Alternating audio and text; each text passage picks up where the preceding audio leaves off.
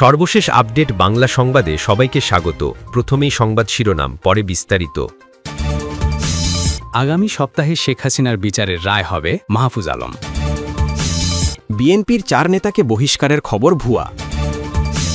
এই নির্বাচন হয়তো আমার শেষ নির্বাচন, মির্জা ফখরুল। খালেদা জিয়ার আসনে প্রার্থী দেবে না এনসিপি। আগামী সপ্তাহে শেখ হাসিনার বিচারের রায় হবে, মাহফুজ আলম। তথ্য ও সম্প্রচার মন্ত্রণালয়ের উপদেষ্টা মোহাম্মদ মাহফুজ আলম বলেছেন, আগামী সপ্তাহে ফ্যাসিস্ট খুনি শেখ হাসিনার বিচারের রায় হবে। যারা শহীদ হয়েছেন তাদের পরিবার কিছুটা হলেও স্বস্তি পাবে এবং তাদের দীর্ঘদিনের কষ্টের অবসান ঘটবে। মঙ্গলবার 4 নভেম্বর বেলা 11:30টার দিকে লক্ষ্মীপুরের রামগঞ্জ উপজেলা প্রশাসন ও স্থানীয় জনপ্রতিনিধিদের সঙ্গে মতবিনিময় সভায় এসব কথা বলেন তিনি। মাহফুজ আলম বলেন, অনেকের বিচার আন্তর্জাতিক অপরাধ ট্রাইব্যুনালে চলছে। যারা অতীতে আমাদের ছাত্র জনতাকে হত্যা করেছে, গুম খুনে জড়িত ছিল, তাদের সবাইকে বিচারের মুখোমুখি করা হবে।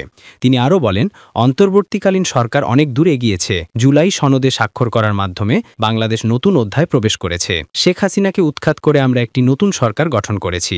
এই সরকারের কাজ হল স্থিতিশীলতা ফিরিয়ে আনা ও আইনের শাসন প্রতিষ্ঠা করা, যাতে পরবর্তী নির্বাচিত সরকার দেশের উন্নয়নের ধারাবাহিকতা বজায় রাখতে পারে। তথ্য ও সম্প্রচার মন্ত্রণালয়ের উপদেষ্টা বলেন, আমরা এমন একটি বাংলাদেশ চাই যেখানে সবার মতামতের মূল্য থাকবে, ন্যায় বিচার ও সুশাসন প্রতিষ্ঠিত হবে। গুম খুনের মতো কালো অধ্যায় আর ফিরে আসবে না। এর আগে উপজেলা পরিষদ প্রাঙ্গণে উপদেষ্টা মাহফুজ আলমকে উপজেলা প্রশাসনের পক্ষ থেকে গার্ড অফ অনার প্রদান করা হয়। পরে জেলা প্রশাসক রাদীপ কুমার সরকার ও পুলিশ সুপার মোহাম্মদ আখতার হোসেন সহ স্থানীয় প্রশাসনের কর্মকর্তারা তাকে ফুলেল শুভেচ্ছা জানান।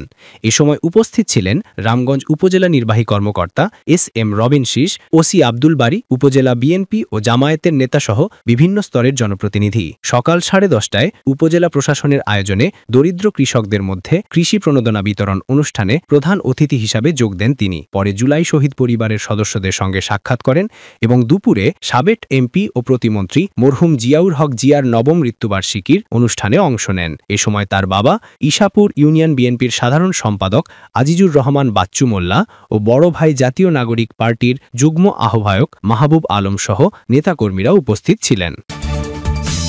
বিএনপির 4 নেতাকে বহিষ্কারের খবর ভুয়া। বাংলাদেশ জাতীয়তাবাদী দলের একটি ভুয়া প্রেস বিজ্ঞপ্তি সামাজিক যোগাযোগ মাধ্যমে ছড়িয়ে পড়েছে। মঙ্গলবার 4 নভেম্বর দুপুর থেকে সামাজিক যোগাযোগ মাধ্যমে ছড়িয়ে পড়া ওই তথাকথিত বিজ্ঞপ্তিতে মেহেরপুর জেলা বিএনপির সভাপতি জাভেদ মাসুদ মিল্টন সহ 4 জন নেতাকে বহিষ্কারের দাবি করা হয়। তবে বিষয়টি সম্পূর্ণ ভিত্তিহীন ও ভুয়া বলে জানিয়েছেন কেন্দ্রীয় বিএনপি নেতারা। তারা জানান, বিভ্রান্তি সৃষ্টি ও রাজনৈতিক উদ্দেশ্যে কেউ পরিকল্পিতভাবে এ ধরনের মিথ্যা বিজ্ঞপ্তি তৈরি করে ছড়িয়ে দিয়েছে। এতে দলের ভাবমূর্তি নষ্ট করার অপচেষ্টা চালানো হয়েছে। এ ঘটনায় দায়ীদের শনাক্ত করতে স্থানীয় বিএনপি নেতারা কেন্দ্রীয় দপ্তরের সঙ্গে যোগাযোগ করেছেন। দলীয় সূত্রে জানা গেছে, ভুয়া বিজ্ঞপ্তিতে ব্যবহৃত স্বাক্ষর ও লেটারহেডও নকল করার মাধ্যমে আনা হয়েছে।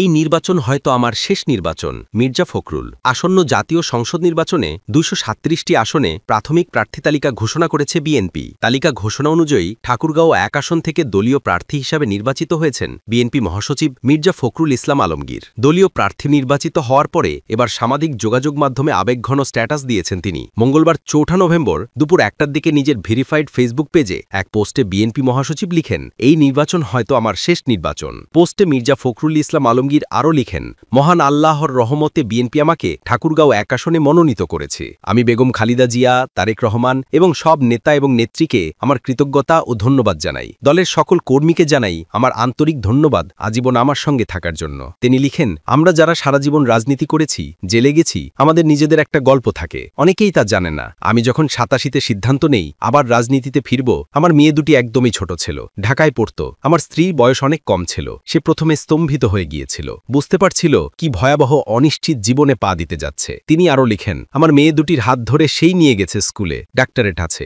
মনে পড়ে আমার বড় মেয়ের একটা অপারেশন হবে, আমি সারা রাত গাড়িতে ছিলাম ঢাকার পথে, যাতে মেয়ের পাশে থাকতে পারি। গল্পগুলো অন্য কোনোদিন বলবো যদি আল্লাহ চান। এরকম গল্প আমাদের হাজার হাজার নেতাকর্মীরা আছে। বিএনপি নেতা লিখেন, এই নির্বাচন হয়তো আমার শেষ নির্বাচন। যারা মনোনয়ন পায়নি, বিশ্বাস রাখুন, ইনশাআল্লাহ দল আপনাদের যথাযথ দায়িত্ব ও সম্মান দেবে। পরিশেষে তিনি লিখেন, আপনারা সবাই আমার জন্য দোয়া করবেন, আমাদের দলের প্রতিটি নেতাকর্মীর জন্য দোয়া করবেন। আমরা সবাই মিলে আপনাদের পাশে থাকব এবং কাজ করব ইনশাআল্লাহ। বিএনপির সেই যোগ্যতা আছে দেশকে মর্যাদার সঙ্গে সামনে এগিয়ে নিয়ে যাওয়ার। ইনশাআল্লাহ আপনারা পাশে থাকেন।